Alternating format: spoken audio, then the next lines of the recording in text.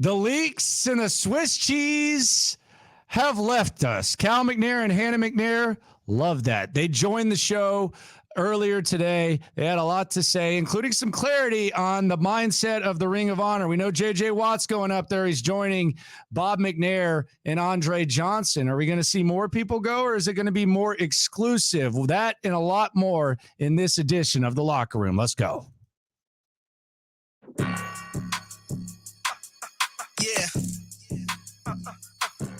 Yeah, it's The Locker Room on YouTube. You know what it is. Let's get it.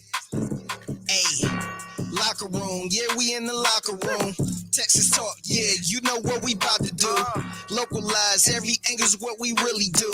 We the source. We the pulse of the city too. Landlocked. Got the game in the headlock. Localize every time. Welcome to The Locker Room, the number one source for Texans daily digital content. I'm Landry Locker. You can hear me Monday through Friday, 10 to 2 on SportsRadio 610 and the Odyssey app, which is where Cal and Hannah McNair joined us earlier today. I asked them a couple of things specifically about the Ring of Honor. We know J.J. Watt is going up there. We know Andre Johnson's already up there. We know Bob McNair's up there. And there have been debates that have broken out. You know, who's next? Could it be Jonathan Joseph? Could it be Arian Foster? We've even gone down to like Owen Daniels and stuff. I personally think it should be exclusive. I don't think you should allow being a new organization to set the bar lower when it comes to guys who you put up in the rafters, for lack of a better term. So I think it should be more exclusive. I can understand the notion that some guys might deserve to be up there. Hell, Arian Foster had a similar run to Priest Holmes, and Priest Holmes is in the Chiefs Ring of Honor. So different strokes for different folks. I would like for it to be exclusive to where it's very, very hard to get up there. And you have all-time greats up there, not just really, really good players, but all-time greats, all-time NFL greats, not just all-time Texans greats in the limited history that they have. Subscribe, like, right along. Locker Room, number one source for Texans daily digital content. Cal and Hannah McNair joined the show. We started off talking about this Ring of Honor thing. We know that JJ is going up there. What went into that process, selecting JJ Watt, and what can we forecast in the future? This was the McNairs, both Cal and Hannah, who were nice enough to hop on the show. This was Cal and Hannah McNair talking about that.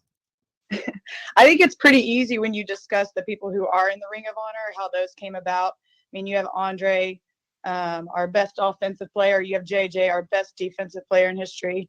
And then you have the founder. So those were pretty easy. As far as future Ring of Honors, you know, those discussions will come up and those will remain internal. The bar's set pretty high with these three. I mean, JJ's the dominant player in the NFL. Andre's a dominant player. The bar's set pretty high. Yeah. Do you want to keep that bar high, or do y'all want to fill that up? Because it's interesting. Y'all have a unique situation where, you know, it's 2-decade-long organization. Some guys might make more sense here than maybe, you know, if you had like an organization that's been around for a long time. Have y'all discussed like how y'all want to approach that? I think our goal is Super Bowl. And then, you know, typically at a Super Bowl, you'll get those players that will go back in. But we won't retire numbers. I mean, I know that there's professional organizations that do that, but we aren't one of them. Okay. So we do want a high bar. We want this to be something that's really special, which it is. We have been in other places where they're having a ring or circle sort of induction, and you don't even know who this person who the person is. 100% true. And I think that's 100% the right approach. I mean, you go in there, you point up Andre Johnson, JJ Watt, you know, and I think that's a good approach by them. I'm a big fan of that. Also, Cal McNair and Hannah McNair on In the Loop Sports Radio 610, which is where you can hear me. Download the Odyssey app. It is the Locker Room, number one source for Texans daily digital content. I asked them about the past leaks, and let's be honest, the POS was leaking stuff. I think Bill O'Brien was leaking stuff. There were a lot of leaks in the past when it came to this Texans organization. And leading up to the draft, many of us thought that, you know, this guy was going here. You heard all kinds of crazy stuff. You know, CJ Stroud not going to be a Texan. I believe that. And I believe that he didn't even know he was going to be a Texan a week before. Would bet my life on that. So he didn't know that they were trying to go up and get him.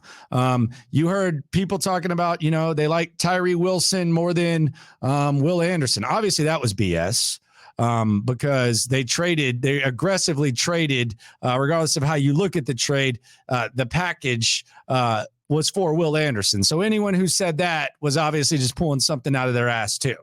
And there have been a lot of leaks, but there were none in this draft process. And if I'm an owner or I'm Hannah or Cal, and I watching my organization and I've seen all the leaks, I've seen the POS, person of service, and et cetera, leaking stuff, and there's not any to where nobody had any idea what the Texans were going to do, I would be proud of that. Here are the McNairs talking about that, and Hannah McNair is going to have a hell of a line here, and you can just kind of hear the laughter, and Figgy's going to have the dynamite drop. I don't even think C.J. Stroud thought he was going to be a Texan up till the point that it happened. From an ownership perspective, knowing that you guys have been willing to let people do their jobs, and sometimes, you figure you're wondering, where the hell did this information come from? It had to have been satisfying for y'all to see that there were no leaks at all, and nobody really knew what was going on. Yeah, this place used to be like Swiss cheese. I mean, you had holes everywhere. Run that back. Leaks at all, and nobody really knew what was going on. Yeah, this place used to be like Swiss cheese. I mean, you had holes everywhere. But part of what we've been doing over the last couple of years is plugging the holes, but also getting better. And I think that's awesome. It's satisfying to see that when you know where to keep the circle and keep it tight, and I think that's what you've seen, and it's satisfying. And it shows that the people are really committed to the team and what's best for the team. So it was a lot of fun. I have to tell you that night was a lot of fun because we didn't know if we'd be able to pull off the trades that happened until we were actually on the clock and trying to make those happen. And credit to Nick and Lippert and coach and everyone that did it because it was really well done. And I have to say again, it was really a lot of fun. Swiss cheese. Oh my goodness. Hannah McNair is crazy, but she's not wrong. She's not wrong at all. It did used to be a little bit crazy. Some of the stuff that would get out of the building and just how obvious it was, often telegraphed. Cal McNair, Hannah McNair. If you want to hear the full interview, download the Odyssey app, go to Sports Radio 610. Also had Shaq Griffin join the show. But the big news to come from that, it looks like the Ring of Honor is going to be a little bit more exclusive. So you can save your Brian Cushing, Owen Daniels debates. Probably not going to happen. The bar is going to be high. She threw out the Super Bowl thing. And also the satisfaction in the leagues. Other news to come out of today, Malik Collins got a contract extension.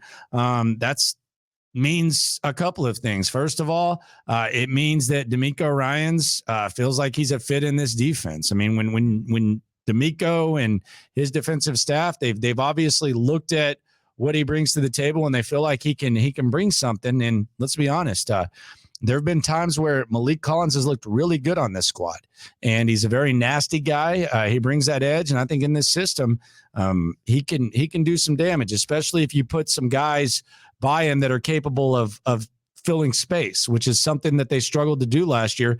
They've brought in some guys that they hope can do that. Roy Lopez and Kurt Heinisch, maybe they take the next step, but they've brought in Rankins. They brought in Ridgeway.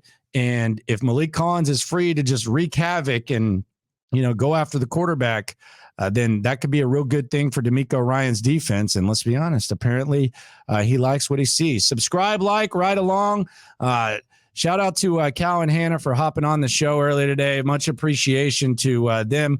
Most importantly, much appreciation to you guys for hopping on in the locker room, no matter what happens, no matter how they handle the Ring of Honor, no matter what Malik Collins does when it comes to this Texan stuff. Just remember, we are all in this together. Appreciate you for coming through. You know what it is. Let's get it. Hey, locker room. Yeah, we in the locker room. Texas talk. Yeah, you know what we about to do. Low Localize, every angle's what we really do. We the source, we the pulse of the city too. Landlocked, got the game in the headlock. Localize every time, can't stop, won't stop. Yeah.